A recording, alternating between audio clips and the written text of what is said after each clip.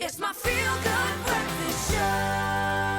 All right, welcome back. We are live, large and in charge on your Feel Good Breakfast Show. Thank you so much for joining us. It is that time of a Tuesday where we talk medical talk with Dr. Darren Green. Now, a cough is possibly the most common complaint that doctors receive from patients, and some surveys have actually shown that at any given time, 1/3 of people suffer from some sort of cough.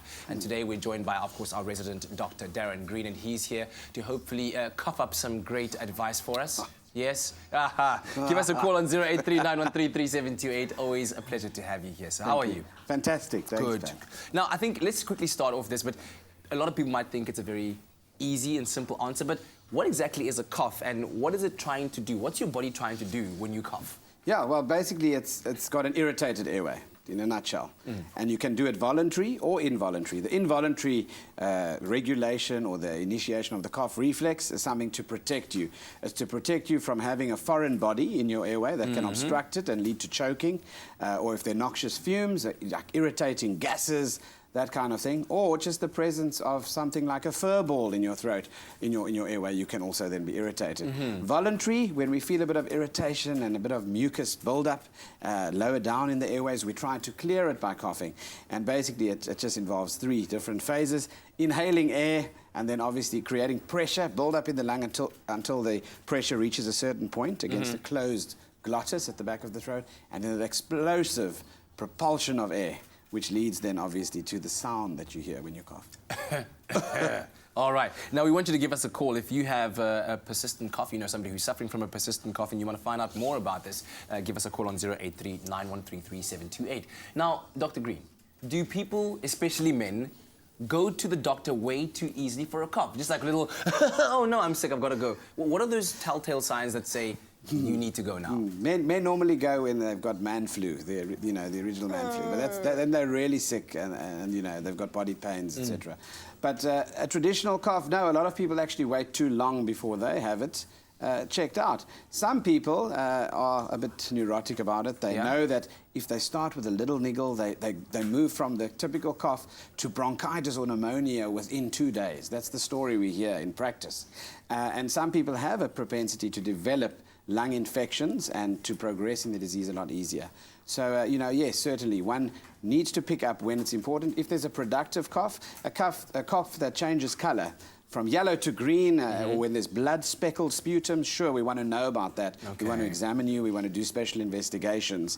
And a cough also that doesn't go away. It's not normal to keep coughing for a period of 2 to 3 weeks, even after a mild cold or flu. All right. Well, we'll be back with Dr. Darren Green very shortly. In the meantime, that line remains open, 083-913-3728, when next we discuss common infections and their medication, including asthma and COPD. If you're wondering what that is, stay tuned. Right now, let's head on over to the kitchen. It's my feel-good breakfast show. All right now we invite you to give us a call on 083-913-3728. Dr. Darren Green in the house. We're talking about coughs, especially persistent coughs. If you've got a question to ask, maybe you want to ask Dr. Darren Green about some of the symptoms you're experiencing, and he might be able to give you some advice. Right now, we do have a caller on the line, I believe. Who am I speaking to? To Doreen. Doreen, good morning to you. Thank you so much for calling us. What is your question to Dr. Darren Green? Dr. Green, I'm taking a blood pressure tablet, and it is making me crazy with all my coughing. I'm actually wrecking. Yes. What do I do? Well, the first thing she should do is stop that medication. It's a very common side effect of one of the blood pressure tablets, especially a certain group of them, which we call the ACE inhibitors. And that's a specific group of drugs. And if you're sensitive to that, you're going to be sensitive to all other sub-brands or other ones in that class or in that group. What you need to do is tell the doctor that's prescribed it for you that it's not working for you and that it's causing what's called angioedema, which is a bit of fluid and swelling of the membranes in the airway, in the back of the throat. You can even choke. So very important to mention that to your doctor so he can give you an alternative, look at one of the other classes of antihypertensives, and then take it from there. All right, Doreen, thank you so much. I hope that was very, very helpful to you. We want to talk about infections, common infections and the medication associated with it. URT infection. How do I know? URT, firstly, what is a URT infection? A URT. And how do I know that my cough has the or is caused by a URT infection? Sure. So different to a UTI, which is a urinary tract infection. Yes. URT, upper respiratory tract. And the upper respiratory tract involves everything from the nose all the way down to the pharynx at the back of the throat before you enter obviously the large airways, which is the lower respiratory tract. Yes. So it starts off normally with a cold or flu, or even a sinus infection with a post-nasal drip.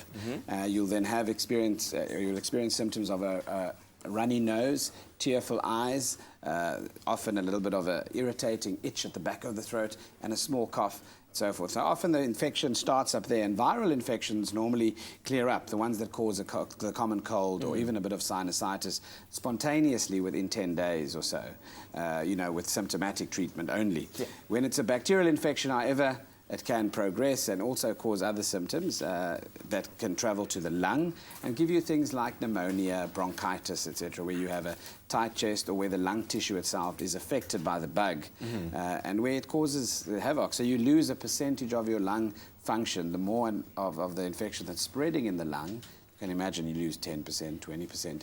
And you only have a certain percentage functioning to exchange oxygen.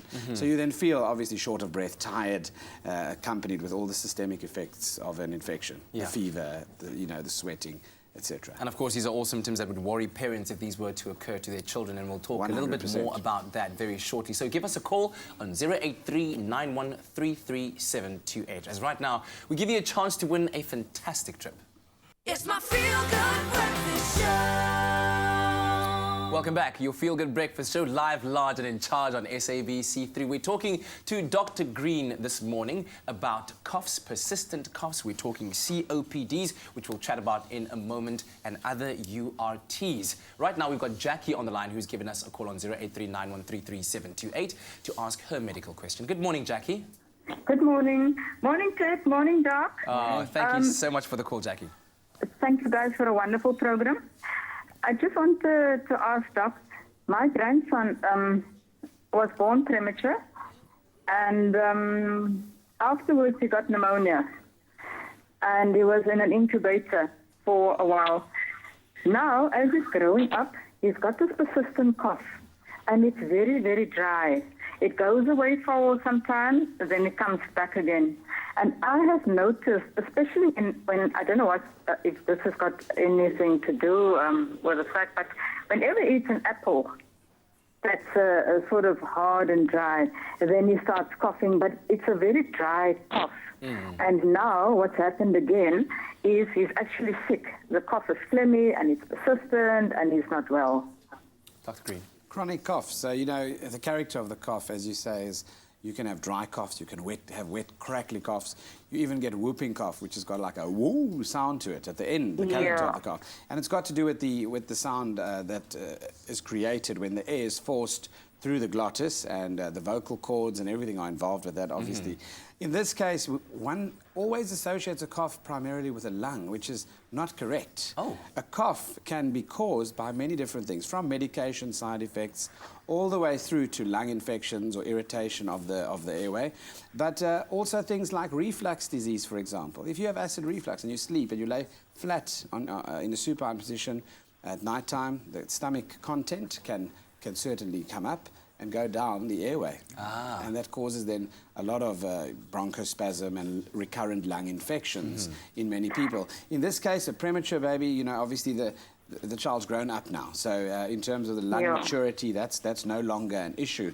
But obviously one would want to see whether he's got irritation, in other words, whether he's got an asthma-like condition, whether he's wheezing, whether he has bronchospasm, or whether eating certain foods cause irritation and allergy-mediated things to cause bronchospasm or not, or whether there's alternative causes for his chronic cough. But certainly at the moment it sounds like he's got a current infection which needs to be examined, and someone needs to listen to his chest, to the character of the breathing sounds, and then advise accordingly. All right, fantastic advice. Jackie, thank you so much for your call, and thank you for sharing with us.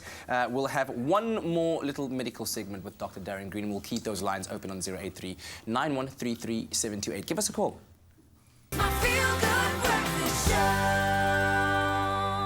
Yeah, it's like that one time that girl said she did the things that made the pots to not be done. I'm still trying to figure that out. That equation just boggles the mind. But right now we are with Dr. Green talking medical things here. Asthma, COPDs. What are those? Is asthma a form of a COPD?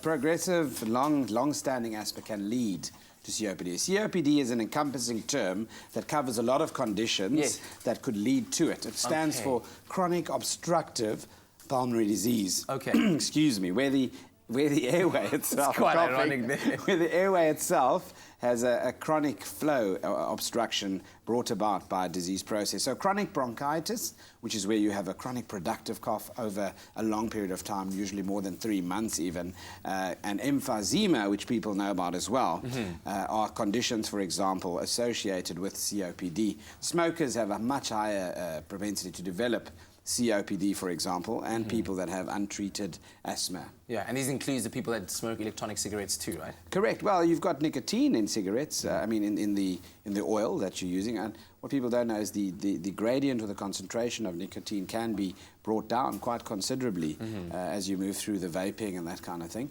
But regarding the other elements associated with that, one must certainly also look at the health risks associated with the resins and binding agents.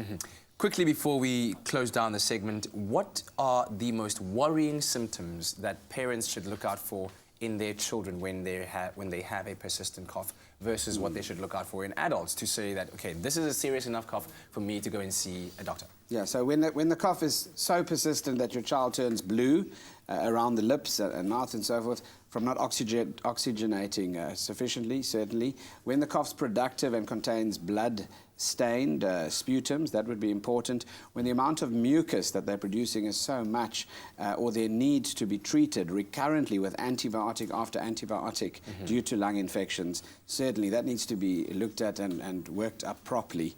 In adults, you'd look for things like respiratory distress, in children as well. How fast and how shallow you're breathing, your respiratory rate. Then we look at things like rib retraction and intercostal muscle retraction. So if you take lift up your shirt and look between the ribs, you'll see it actually sucks in, and you can see those bones of the rib quite easily. And then, of course, nasal flaring is an indication of distress, like flaring of the nostrils while you breathe. So because you're not meeting the oxygen requirements, you try to increase the space for oxygenation, and then you'll find that the child's nose is busy flaring as well. Yeah. So all those factors combined are indications of respiratory distress and the need to get your child or yourself to the hospital. Oh, Doctor, we always appreciate your time and your advice, and thank you so much for sharing your stories with us and calling us. Thank you so much. Thank you. Next time you see your next patient, you say, "Who's your doctor?" Listen, let's take a quick break. We'll be right back.